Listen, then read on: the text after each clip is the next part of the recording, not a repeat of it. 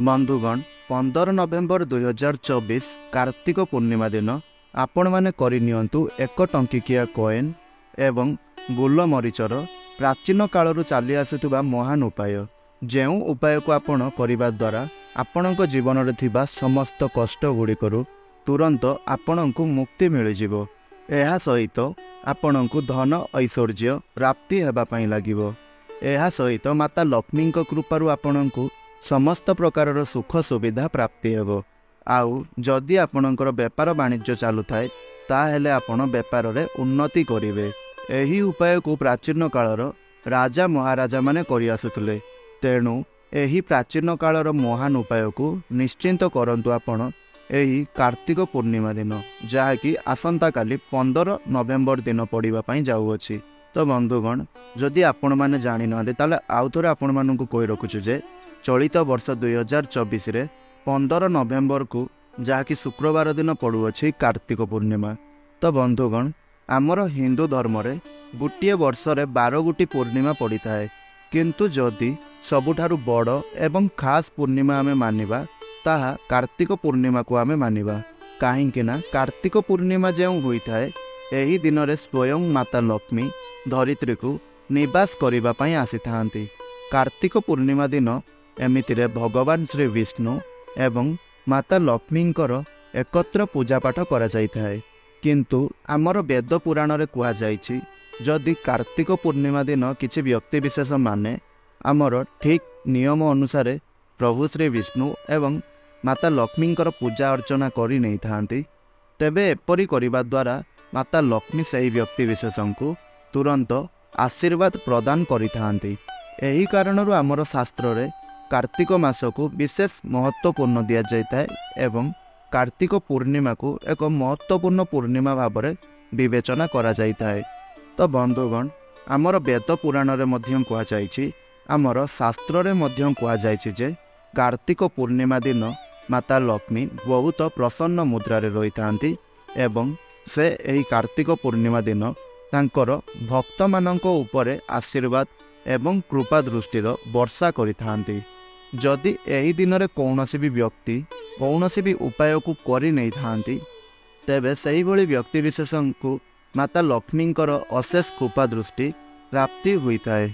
एही दिन जदि आपण एक शास्त्रर नियम अनुसार बा उपाय को जदि कहिबा ताहले आपण गोटे टंकाकिया कॉइन नै एवं साथीरे आपण एक मुठी गोलमरीच को नै जदि आपण एही प्रयोगटी को बा उपायटी को करि नै थांती तेबे आपण एहा मानि करि चलंतु जे तुरंत ही आपण को माता लक्ष्मींकर आशीर्वाद एवं वरदान प्राप्ति होई जिवो। तेणु आपण माने आपणकर फायदा पई एही वीडियोटी को थरुटिए शेष पर्यंत निश्चय देखंतु। आउ वीडियोटी भल लागिले वीडियोटी को गोटे लाइक निश्चय करंतु एवं आपण माने तळे आसुतबा कमेंट बॉक्स रे जय माता लक्ष्मी जय श्री विष्णु निश्चय लिखंतु। एहा सहित चैनल रे नुआ करी आसीथिले किंबा हमर चैनलटी को प्रथम थर पई विजिट जदि करूछंती ताहाले आपण चैनलटी को मध्य सब्सक्राइब निश्चय रूप से करनियंतु। देखंतु बंधुगण गोटे कॉइन बिना आपण पूजार आरंभ करि परिबे नाही। आउ जदि माता लक्ष्मींकर पूजा करूछंती ताहाले प्रथमे गोटे टंकिकिया कॉइन रखी माता लक्ष्मींकर पूजा आपण आरंभ करिथांती। आम शास्त्र रे मध्य एमिति कुआ जाइछि जे जदि आपण पूजा को एहीपरि भाबरे करिथांती ताहाले आपणको सही पूजार फल निश्चय अधिक गुणा ही प्राप्त होइथाए एवं आपणकर सही पूजा तुरंत रूप से सिद्धि हो जाइए। द्वितीय रे एही जो गोलमरीच होइथाए सेथिरे माता लक्ष्मींकर दिव्य शक्ति मान सबु बास करिथाए। देखंतु बंधुगण एही जो गोलमरीच होइथाए एहा आमर तंत्रशास्त्र अनुसार बहुत चमत्कारी एवं शक्तिशाली होइथाए। एमितिरे भी आमर शास्त्र रे मध्यम कुआ जाइछि जदि आपण गोलमरीचर उपाय को ठीक समय रे सठिक समय रे विधि विधान सहित करूछंती तो आपणकर सही पूजा केबे भी खाली जाई न थाए। आउ जदि माता लक्ष्मींकर पूजा रे आपण गोलमरीचर प्रयोग करिथांती तेबे आपणकु सही पूजार लाभ निश्चय रूप से प्राप्ति हेबो। जदि आपण 15 नवेम्बर कार्तिक पूर्णिमा दिन गोटे मुठी गोलमरीच एवं 1 टंकिया कॉइन रो एही उपाय को करूछंती तो मानिकरी चलंतु स्वयं माता लक्ष्मींकर आशीर्वाद एवं वरदान आपणको तुरंत प्राप्ति होइजिवो।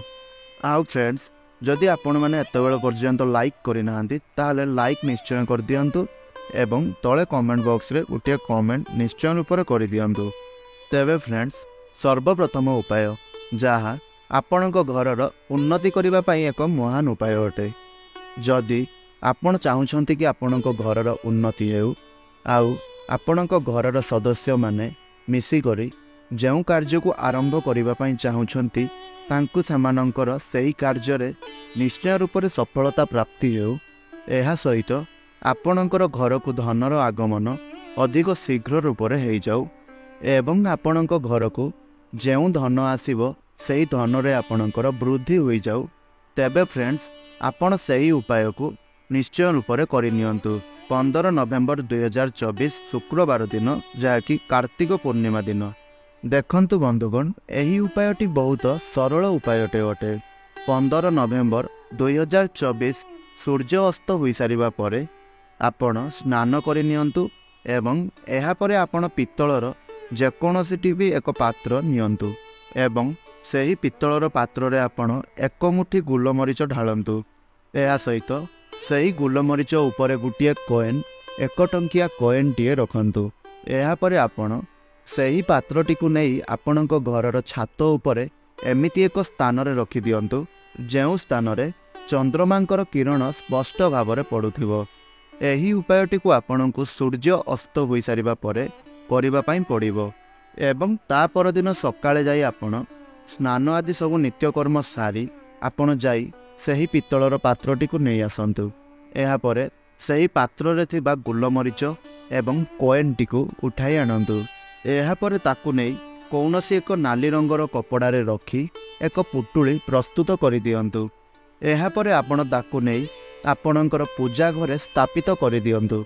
केवल जदि एतिकी उपाय को आपण कार्तिक पूर्णिमा दिन करनेउछंती तेबे बंधुगण मानि करी चलतु जे यही पुटुली आपणकर घरे थिबा समस्त नकारात्मक शक्ति गुड़ी को नष्ट कर दे थाए।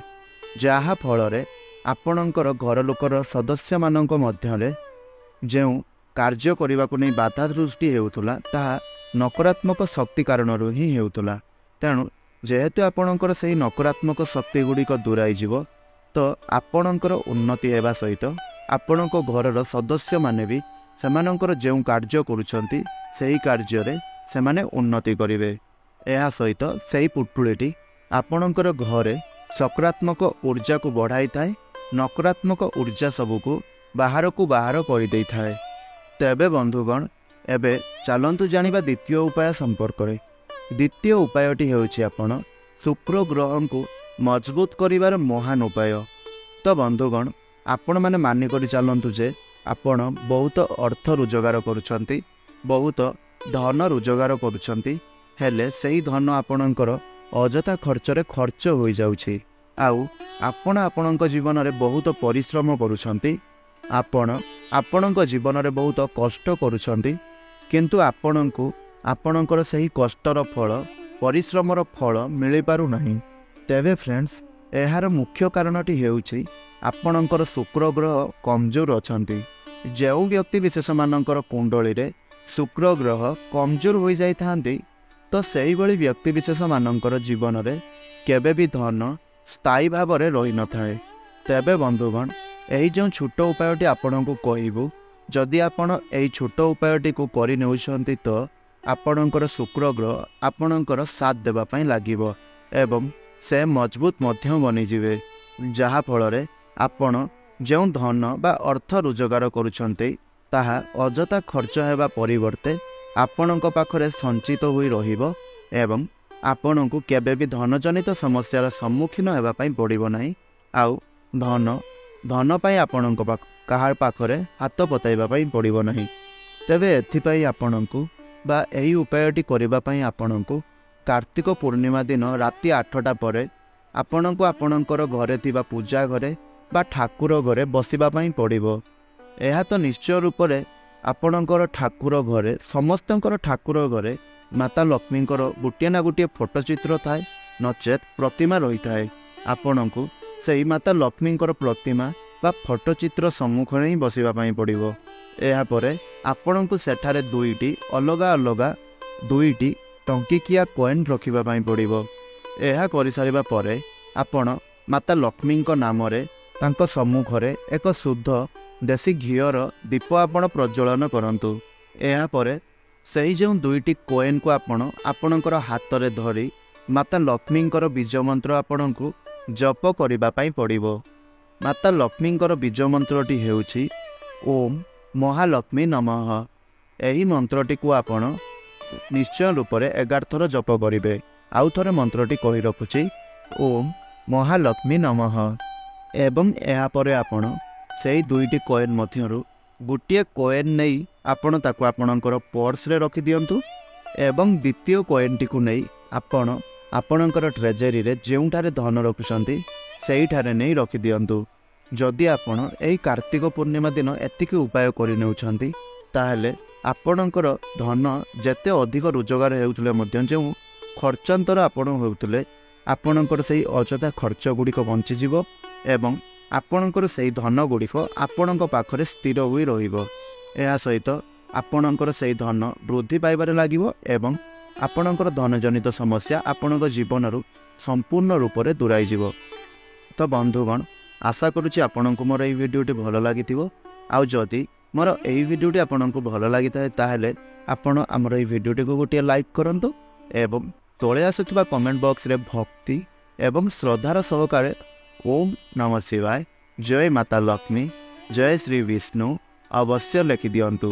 ଏହା ସହିତ ଯଦି ଆପଣମାନେ ପ୍ରଥମ ଥର ପାଇଁ ଆମର ଏହି ଚ୍ୟାନେଲଟିକୁ ଭିଜିଟ୍ କରିଛନ୍ତି କିମ୍ବା ପ୍ରଥମ ଥର ପାଇଁ ଆପଣ ଏହି ଚ୍ୟାନେଲଟିକୁ ଦେଖୁଛନ୍ତି କିମ୍ବା ଆମର ଭିଡ଼ିଓ ଦେଖୁଛନ୍ତି କିମ୍ବା ଆଗରୁ ବହୁତ ଥର ଦେଖିଛନ୍ତି ହେଲେ ସବସ୍କ୍ରାଇବ୍ କରିନାହାନ୍ତି ତାହେଲେ ନିଶ୍ଚୟ ରୂପରେ ଆମର ଏହି ଚ୍ୟାନେଲଟିକୁ ସବସ୍କ୍ରାଇବ୍ କରିନିଅନ୍ତୁ, ଯାହାଫଳରେ ଏହିଭଳି ପ୍ରତ୍ୟେକ ଦିନ ଇଣ୍ଟରେଷ୍ଟିଂ ଭିଡ଼ିଓ ଏବଂ ପ୍ରତ୍ୟେକ ପୂଜା ପର୍ବକୁ ନେଇ ପ୍ରତ୍ୟେକ ପୂର୍ଣ୍ଣିମା ଅମାବାସ୍ୟା ଏହିସବୁକୁ ନେଇ ଆପଣ ଉପାୟ ଗୁଡ଼ିକ ଜାଣିପାରିବେ ଏବଂ ଆପଣଙ୍କର ଜୀବନରେ ଚାଲୁଥିବା ସମସ୍ତ ସମସ୍ୟା ଗୁଡ଼ିକର ସମାଧାନ କରିପାରିବେ। ତ ଫ୍ରେଣ୍ଡସ୍, ଏହି ଭିଡ଼ିଓଟିକୁ ଆପଣଙ୍କର ପ୍ରିୟଜନମାନଙ୍କ ସହିତ ନିଶ୍ଚୟ ରୂପରେ ସେୟାର କରନ୍ତୁ। ଆଉ ଆଜିର ଭିଡ଼ିଓଟିକୁ ମୁଁ ଏଇଠି ରଖୁଛି। ପୁଣି କଥା ହେବା ଆଉ ଏକ ନୂତନ ଭିଡ଼ିଓ ମାଧ୍ୟମରେ। ରହୁଛି, ଧନ୍ୟବାଦ, ଜୟ ଜଗନ୍ନାଥ।